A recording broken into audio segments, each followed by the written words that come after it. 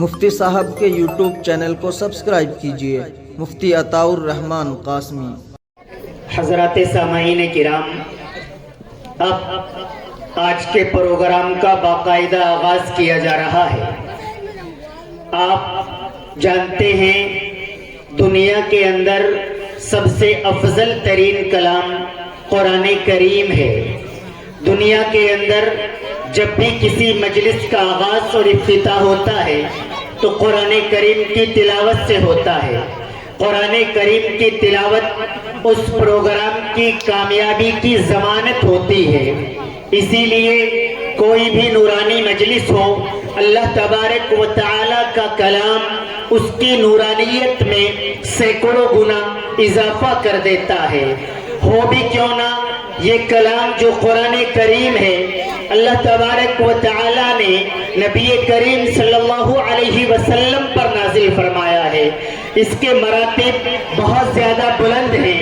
دنیا کے اندر دیگر کتابیں، دیگر صحائف اتارے گئے، لیکن جب قرآن کریم نازل کیا گیا تو اللہ تبارک و تعالی نے فرمایا اِنَّا نَحْنُ نَزَّلْنَا الذِّكْرَ وَإِنَّا لَهُ لَحَافِظُونَ کہ ہمیں نے یہ قرآن کریم نازل کیا ہے اور ہمیں اس کی حفاظت کے ذمہ دار ہیں۔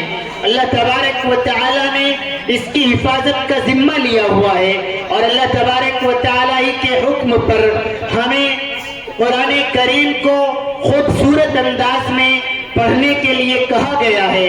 ہمیں قرآن کریم کو قرآن کرام سے سننے کے لیے کہا گیا ہے۔ جب قرآن کریم پڑھا جائے اس کا ادب یہ ہے کہ آپ بہت خاموشی کے ساتھ قرآن کریم کی تلاوت کو سنیں۔ اسی لیے آج کے پروگرام کے باقاعدہ آغاز کے لیے میں اپنے علاقے کی مشہور و معروف شخصیت ولی کامل عارف باللہ حضرت حافظ جمیل احمد صاحب دامت برکاتہم العالیہ کے نبیر محترم اور ہمارے علاقے کے مشہور و معروف قاری بہت خوش الحانی کے ساتھ تلاوت قرآن کریم کو کرنے والی عظیم شخصیت آپ سنیں گے تو انشاءاللہ تعالی محسوس کریں گے کہ واقعی قرآن کریم پڑھا جا رہا ہے۔ میں گزارش کر رہا ہوں قاری خوش الحال عالی جناب محترم المقام قاری مطیع الرحمن قاسمی دامت برکاتہم العالیہ کو آپ تشریف لائیں اور قرآن کریم کی تلاوت سے ہمارے اس پروگرام کا باقاعدہ آغاز فرمائیں۔ وہی ہے خیر امت جو اسے پڑھتے پڑھاتے، وہی ہے خیر امت جو اسے پڑھتے پڑھاتے ہیں، تلاوت ہی پہ قرآن کی ہزاروں اجر پاتے ہیں۔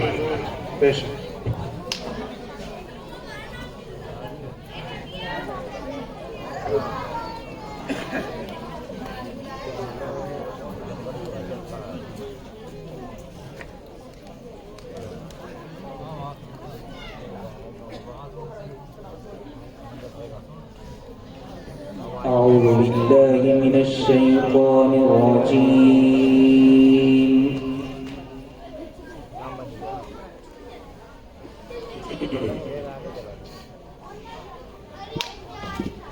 بسم الله الرحمن الرحيم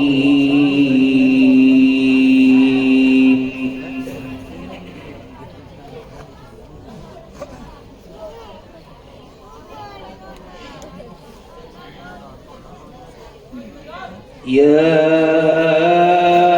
أيها الذين آمنوا اتقوا الله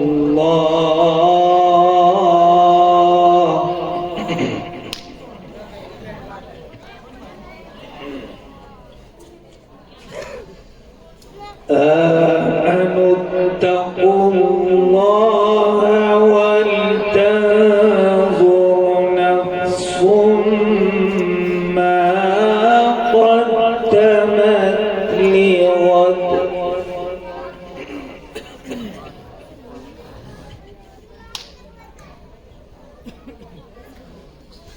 واتقوا الله إن الله خبير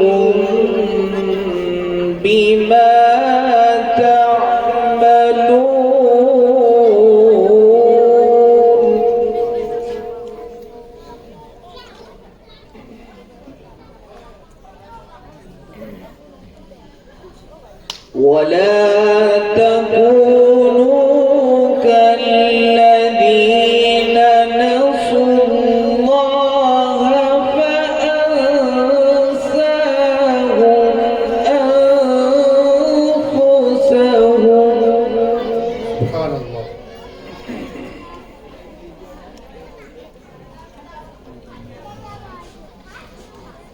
أولئك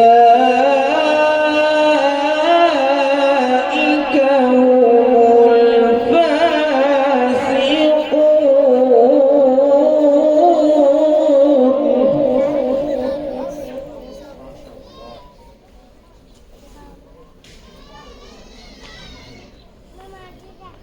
لا يستوي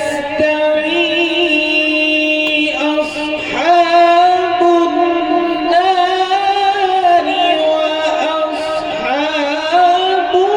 الجنة.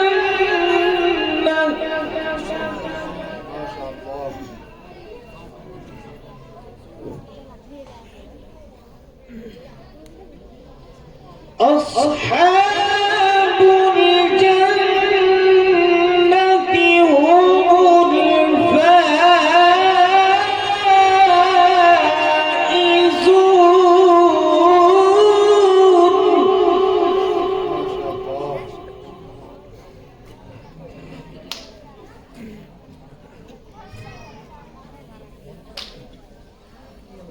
لو أنزلنا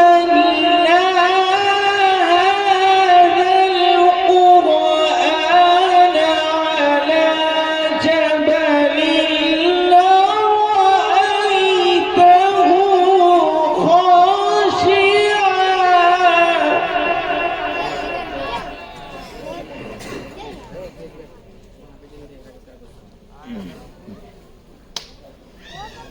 على جبل لرأيته خاشعا متصدعا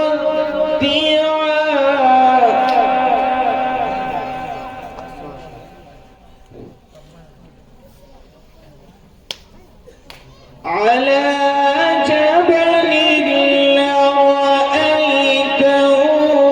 خاشعا متصدعا من خشية الله.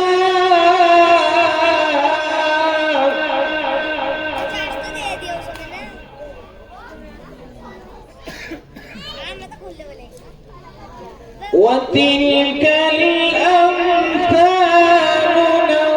نضربها للناس لعلهم يتفكرون.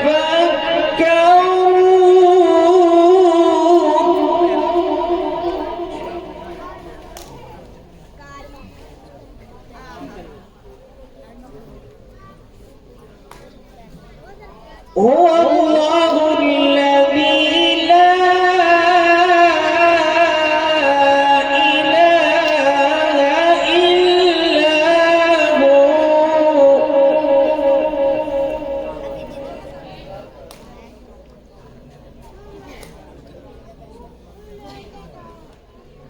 عالم الغيب والشهادة هو الرحمن الرحيم.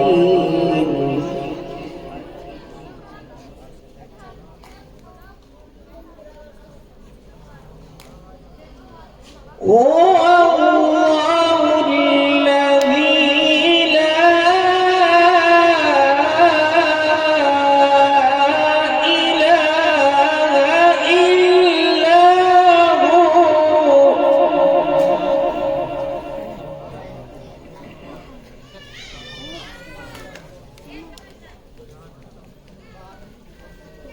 الملك القدوس السلام المؤمن المهيمن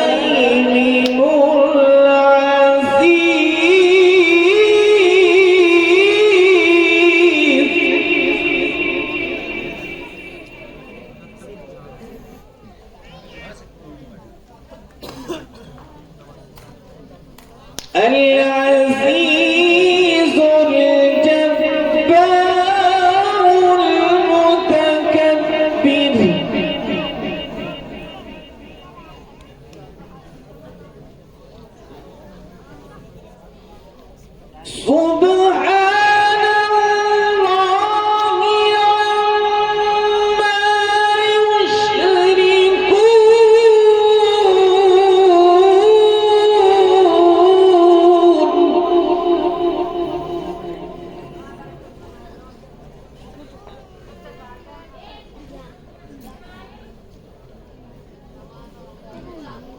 هو الله الخالق البارئ المصور له الأسماء الحسنى